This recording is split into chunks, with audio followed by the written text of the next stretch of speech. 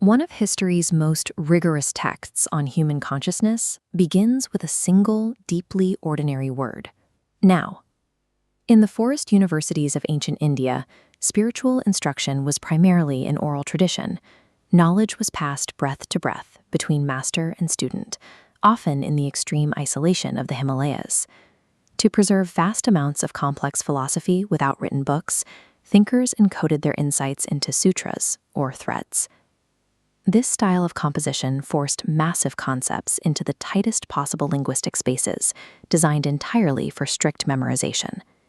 In a sutra, absolute efficiency is required. Every syllable is a deliberate, highly compressed code. The opening word serves as the foundational instruction that dictates how the entire system must be understood. This is the first sutra of Patanjali, Atha Yoganushasanam. The phrase breaks down into three distinct components.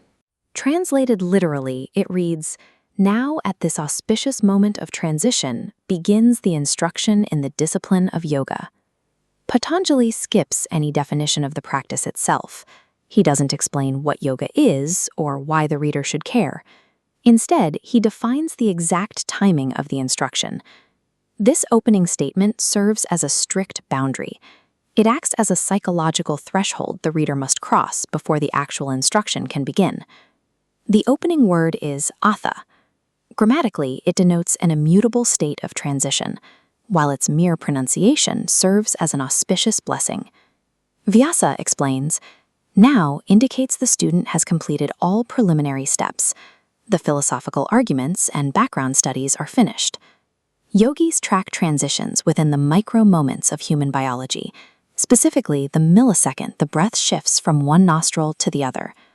Atha delivers a blunt message: you are finally ready. It marks the exact point where a student stops debating the nature of the external world and fully commits to the discipline of changing themselves. The second word is yoga. It derives from the Sanskrit verb root yuj, which translates to yoke, to join, or to keep under control.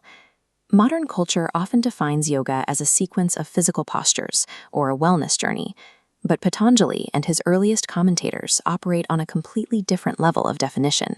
They state clearly, yoga is samadhi. Samadhi is an absolute, unmoving stillness. It is the specific state of consciousness where the modifications of the mind are entirely suspended, allowing the individual soul to unite with the absolute. In this context, yoga refers to the ultimate unified destination. The final component is Anushasanam, formed by the prefix anu, meaning subsequent, and the verb root shas, meaning to impart a strict discipline. Patanjali issues a disclaimer of authorship, explicitly stating that his instruction follows a pre-existing tradition. Vedic texts insist no human-authored yoga. They attribute the original knowledge to Hiranyagarbha, the golden womb, a mystical source predating recorded history. Patanjali's actual achievement was taking thousands of years of disparate oral traditions and personal experiences and crystallizing them into a highly structured academic syllabus. The ancient disciple reached this instruction only after demonstrating immense personal purity and focus. Today, the modern seeker has immediate access to all of it, but often gets caught in a loop of endless reading, scrolling, and intellectual hesitation, without ever practicing the discipline. Atha acts as a mirror held up to the reader.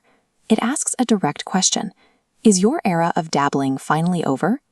The word Atha signals that the period of gathering information has ended. Real progress requires moving past the study of philosophy and into the physical application of the discipline. The human nervous system operates exactly the same way it did thousands of years ago. Because the biology is identical, the strict psychological control required for mastery remains completely unchanged. When a student finally makes a quiet, unshakable internal commitment to the work, they activate that ancient lineage. The threshold is crossed. The transition is complete. The eternal syllabus is laid bare for anyone willing to engage it. The first sutra prepares the seeker. The second sutra, 1.2, defines the practice: the control of the mind's modifications.